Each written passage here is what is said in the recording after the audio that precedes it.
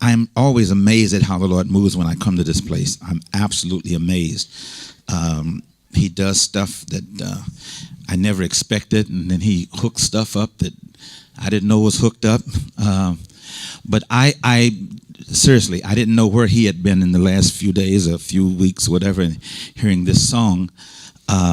But this song that I'm going to share with you in just a moment, we did a whole series on this song. And I wanted to share that with you today. It has become kind of a mantra. I kid you not. This song has been on the number one on the charts for months and months and months. It's in commercials. It's in television ads and radio ads. Some of you may have heard it. I don't know how big it is over here, but it's literally an anthem. It's like an anthem that everybody's singing it, and old people and young people and people who listen to radio, people who don't listen to radio. It is all over America. This young man's name is Pharrell Williams, and he's going to be one of the judges on a TV show next year. But it's an amazing, amazing song, and I think the thing that captured both Pastor's eye and my own, but our attention rather, is that it technically is from the world, but the world through this anthem has found something that really belongs to the church, shared with the world, but belongs with the church. And so let me just say this: if you don't listen to this kind of music, forgive us. I ask God to forgive us. You know, if this is not your speed, this is not Bach, it's not Beethoven. I'll tell you that right now. But it is an anthem, and the title of the song is very simple. It's called "Happy." Okay, that was your cue.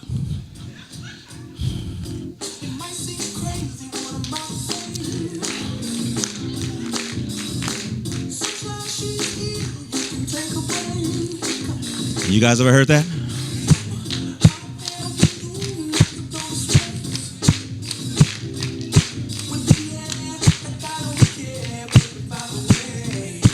Here comes the hook.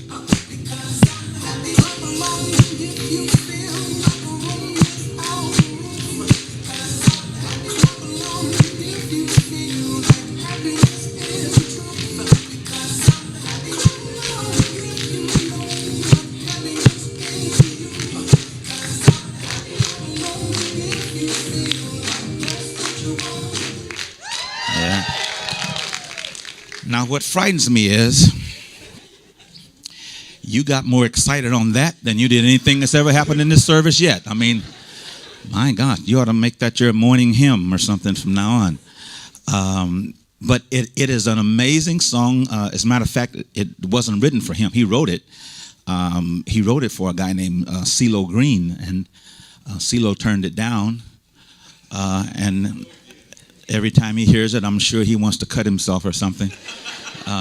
Multi-million seller that simply talks about happy. And there's a line that says, clap along if you feel that happiness is the truth. Then there's a line that says, clap along if you feel like you're in a room without a roof.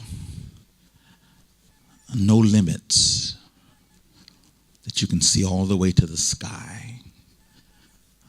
There's a line that says, ain't nothing gonna bring me down. That's a powerful, powerful message. Many of you will be humming that song the rest of the day. No, I'm serious, because the melody just, you know,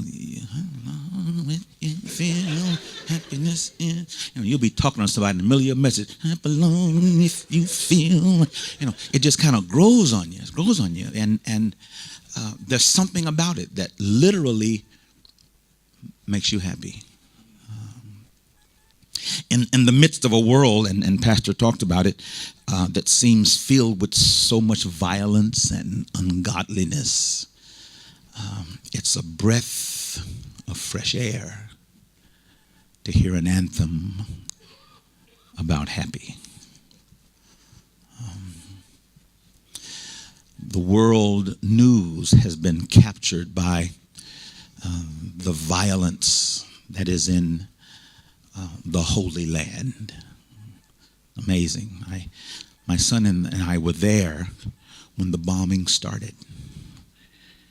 We heard one of the first bombs go off. And the fear that gripped everyone. This violence is in the southern part of Israel. In the south, they call it. We were in Tel Aviv, which is about midway. So the violence is in the south, and they're firing missiles all over. We were in Tel Aviv, and we heard missiles being shot at this city 10, 15 miles away. It was in the northern area of Judea, up near the Sea of Galilee. When I was in school, we would have to trace the footsteps of Jesus, and in order to do that, you draw a big circle, then you draw a line, then you draw a small circle. And that's the land of Israel. Big circle is Sea of Galilee. The line is the Jordan River. The small circle is the Dead Sea. And then there's cities on both sides. So the violence that we hear about now is in the south, south even of the Dead Sea in the southern part toward the Egyptian border. But it was up north near that larger body of the Sea of Galilee, up north, that Jesus gathered on the side of a hill with his disciples. The spot is there today. If you were to go to the Holy Land, you would go up north of Tiberias, up around the Sea of Galilee. There's a small hill, a mount, if you will, that is traditionally the place where Matthew chapter 5 takes place. And the Spirit of God calls our attention to the 5th chapter of Matthew. The Bible says that Jesus gathered there on the side of this hill in the northern area. And there was a big crowd around him. And he goes to this mountain, if you will, and the Bible says he sat down, and the crowd sat on the side of the hill beneath him and below him. And he began to teach them. Matthew chapter 5, verse 3 says, and the first thing out of his mouth was, blessed. Jesus speaks in Matthew chapter 5, verse 3. And he speaks to this crowd in the northern area of Judea, near the Sea of Galilee. And if you go there today, if you sit on the side of this hill, you literally look out over the Sea of Galilee. Tradition has it that this is where Jesus met in Matthew chapter 5. And he was about to begin what we have come to call the Sermon on the Mount. Matthew chapter 5, 6, and 7. And the first thing that he says in verse 3 is, blessed. First word out of his mouth as he begins this sermon, if you will, is blessed. Here's what's interesting. That word for blessed, and some of your Bibles, some of your translations will even say this, is the word happy. He wasn't Pharrell Williams, but he says happy. And it is as though he looks over this crowd, maybe like as I'm looking over this crowd now, and he begins to see in this crowd of hundreds, maybe 1,000 or so, we don't know. He begins to see men and women in various predicaments of life. And it is as though he begins to identify them in the crowd and categorize them. And he does so all under the address happy. And so he says, happy are you. One version says, blessed are you. but it is literally the word happy. Now, it's not laughing and joking kind of happy. It's a kind of settled inward contentment. See, he speaks upon them. He declares this over their lives, and he says, "You're blessed." He says, "You're happy." The word means that it is an inward settlement, if you will. It has nothing to do with what's outside. When in the New Testament culture, when they spoke of and used the word happy, it was a Greek-dominated culture, and that word referred to how they spoke of the gods, little g-o-d-s, the gods. And so the gods, little g, were happy in the sense that they were never impacted or influenced or never responded per se to the things that were happening in the earth realm. I'll say it again. They were deemed to be happy, see, because they lived in such a state of awareness but not being affected by what was going on around them or what was going on in the earth realm. One more time.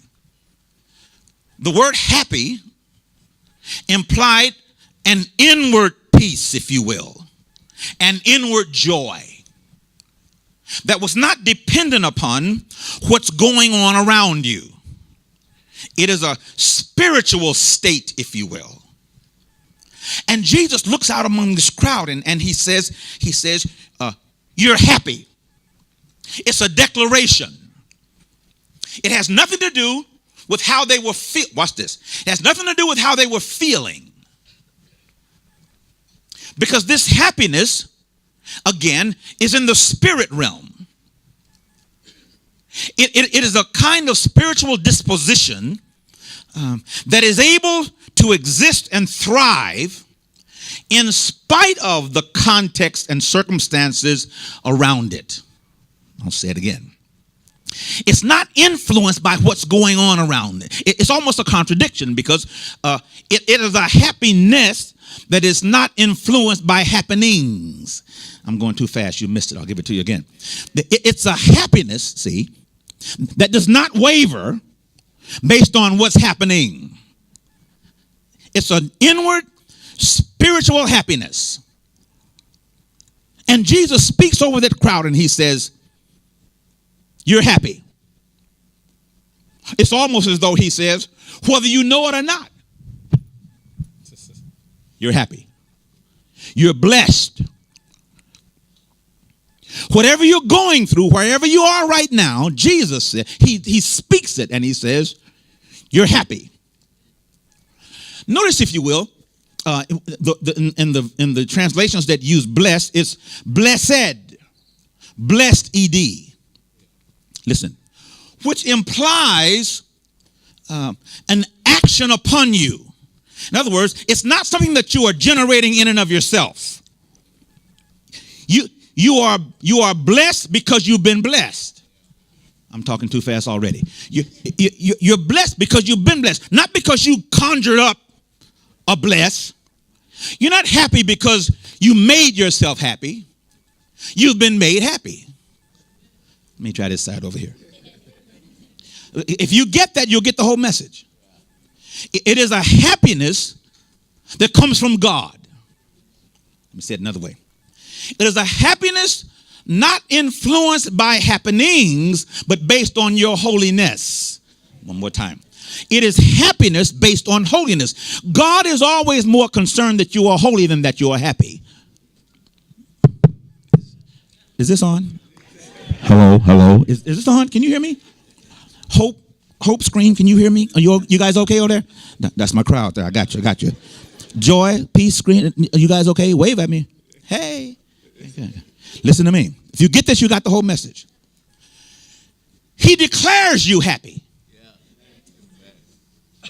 He speaks it over your life. Now get the scene, because he's there and there are hundreds, maybe thousands around him, and he's filtering through the crowd, and he says, "You're happy." And he calls off a series of predicaments and circumstances. And in each one, he says, and you're happy, and you're happy, and you're happy, and you're happy. Now watch this. Because it all culminates in verse 12 with rejoice. You didn't get it.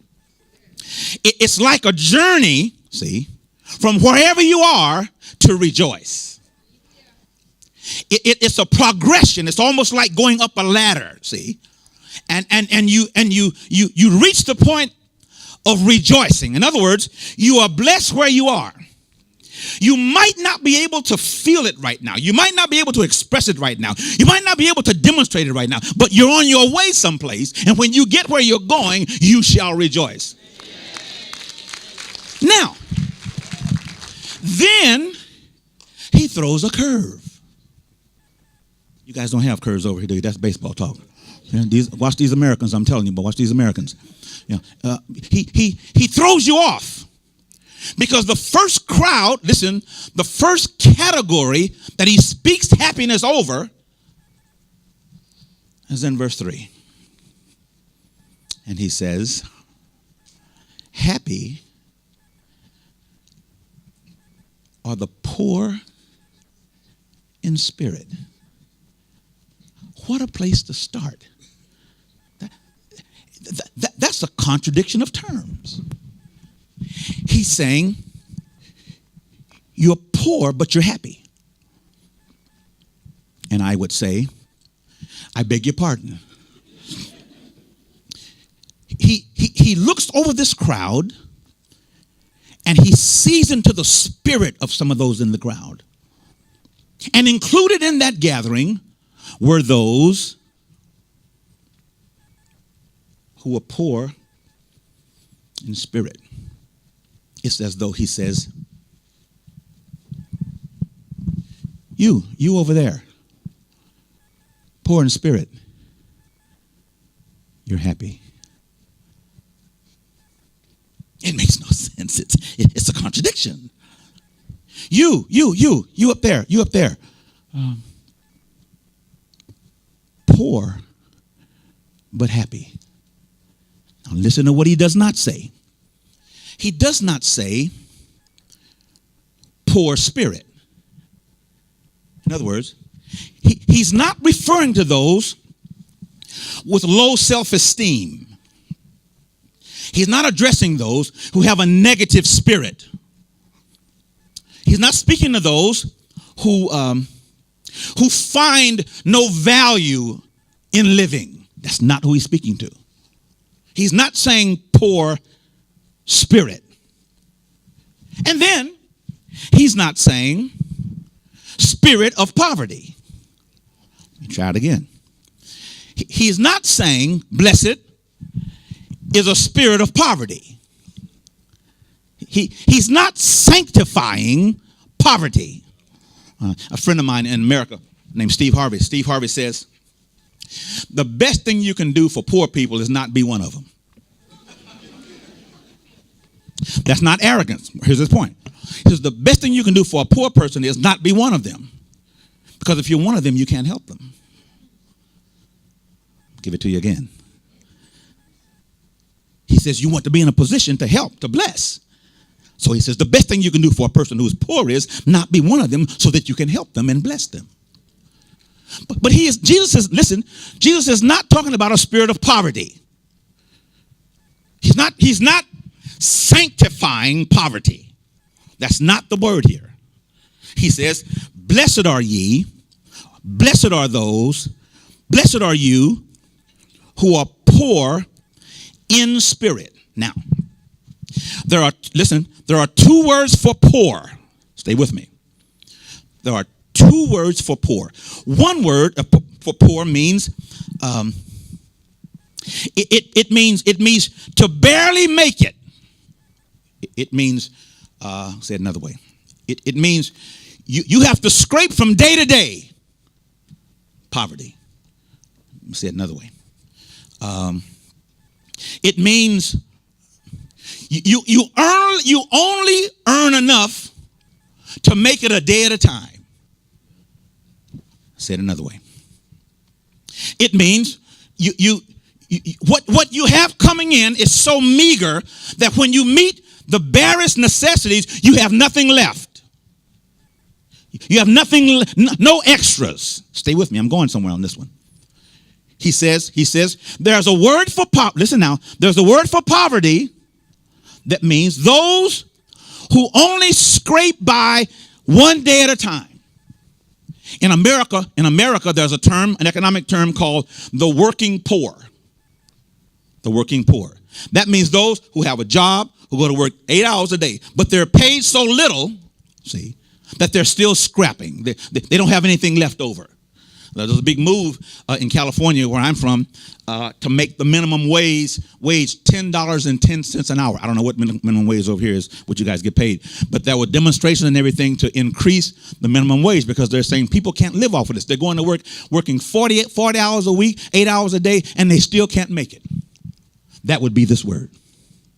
The word means you only able to, you're working, you're hustling, you're doing, listen now, you're doing the best that you can, and you can only make it a day at a time. It's the bare minimum of living. Stay with me, I'm almost finished. Watch this. But that's not the word here. That's another word for poverty. And it means, the root word means to bow or to, watch this, to bow or to crouch. It means to bend low, to bow down. Listen to me. It is the word for a beggar. And it's a picture of a beggar who begs, begging, and they crouch as though becoming lower than someone who has something they need. It's an inferior bowing to a superior. It's a picture of a person who lives off of begging. The only way they make it from day to day is they're begging. They live their lives in a position of humility and sometimes shame, and they've got their hands out. And do you have any spare change? Or can you help a brother out? Because they can only make it. Listen, if someone gives them something. I'll give it to you again. There is a word for poverty, a word for poor, that describes the person who is a beggar. A beggar in the sense that if someone doesn't give them what they need, they'll never get it. One more time. There's a word for beggar. It speaks of being totally bankrupt. It means no resources of your own. It speaks of emptiness. It means if someone doesn't have mercy on me and give me enough to make it a day, I'll never make it. It's a picture of a person, listen, who lives their lives dependent on an outside source. In Jewish culture, they had kind of a welfare system where if you owned a field, you could not harvest the crops on the corners. See, it's a square field. You could not harvest the crops on a corner. You had to leave those for the gleaners. Also, it meant as you were going down the road harvesting crops, let's say something dropped or something fell or you didn't get it all, you could never stop and pick up what you dropped. Because what you dropped, what was left on the ground and what was in the corners were for the poor people. This is a word, stay with me, I'm almost finished, of a person who cannot make it unless someone helps them. Now here's the catch to the whole blessing. Jesus is not talking about money. He's not talking about finances. Stay with me. He does not say, blessed are they who are poor in finances. He says, blessed are they who are poor in spirit. Listen, it is a spiritual bankruptcy. It's a picture of a person who is drained and has nothing left. It's a picture of a person who faces a task and they have no resources of their own. It's a person whose life is stuck and there's nothing within them to move them from that place. It's a picture of a person who has no reserves. I'm empty. I'm spiritually bankrupt. My hope is gone. My faith is gone. There's nothing within me that can help me move to where God wants me to be. I am totally bankrupt in my spirit. And then Jesus says, you're happy. Why? Thank you, Father. Because yours is the kingdom of heaven. What does he mean? He means that those who are poor in spirit, spiritually bankrupt, they're happy. Because in spite of their bankruptcy, they're connected to the kingdom and the spirit of the living God.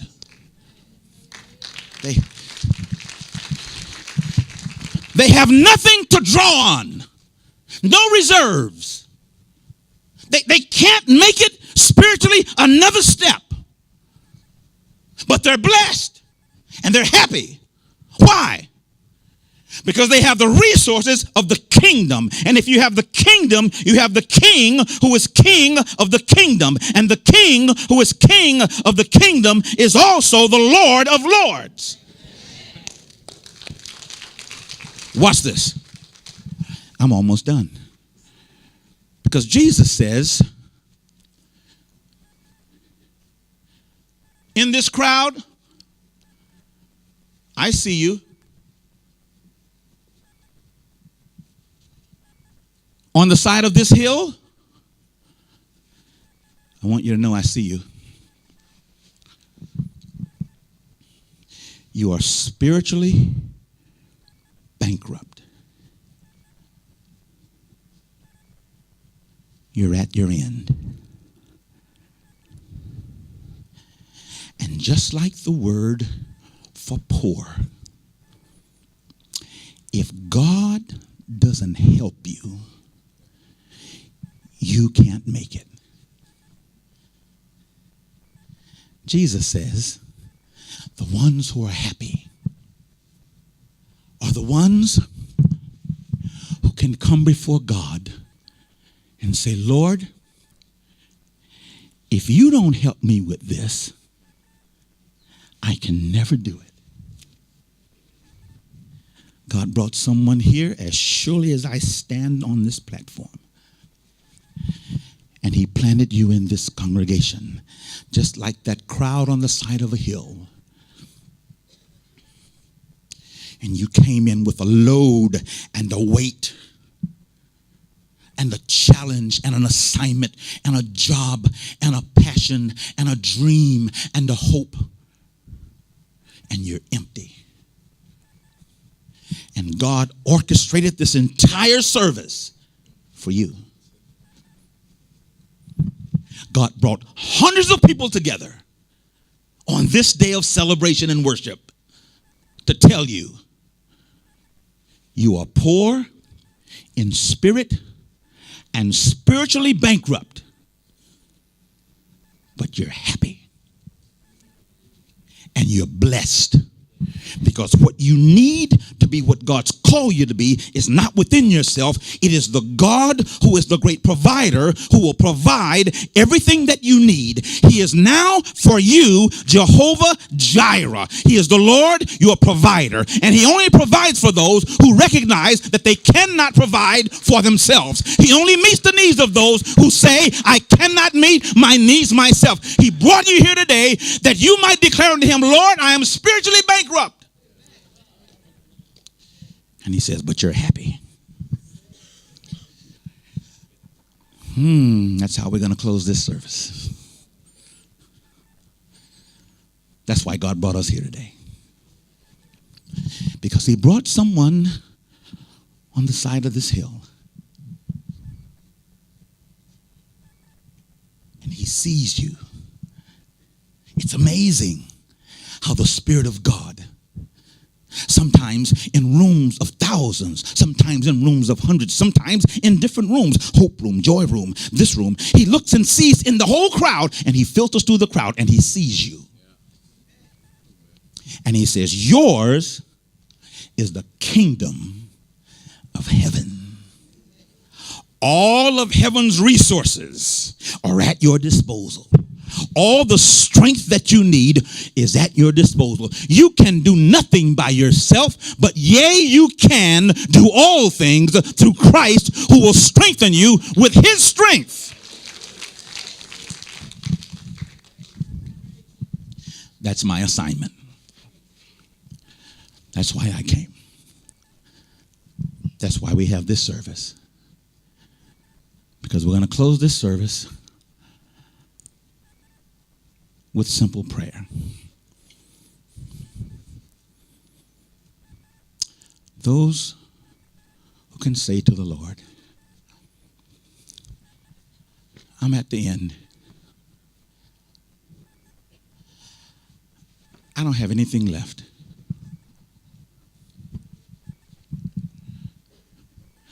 I'm tired of praising. Oh, some of you are too spiritual to admit that. Lord, I'm just tired. I'm tired of waiting. I'm tired of trusting. I don't have anything left. And if I'm to be what you've called me to be, you've got to help me. I wonder today, and I'm gone. That's my assignment. I wonder if there's anyone. I have an assignment on my life right now. I have an assignment. It's too complicated to even go into, but I have an assignment. I'm 66 years old. I'm somewhere down the road. I'm heading for the last turn. I'm good with that. I'm 66 years old. And this may be my last big assignment. But it's so big, I can't do it by myself. I have nothing within me. It's an area I never studied for. It's a call I've never been prepared for. If God doesn't do it, it'll never be done. I'm poor in spirit. So if this word is for no one else in this house, I'll preach to myself. Because I am spiritually bankrupt. I can't do this by myself. Someone else is here. And you hear a call of God on your life. You've got a passion in your heart. You've got a dream in your spirit. You've got a goal in your mind. But you have nothing within you that's left to get there. And if God does not do it, it'll never be done. God's got one word for you. Happy. I want to pray.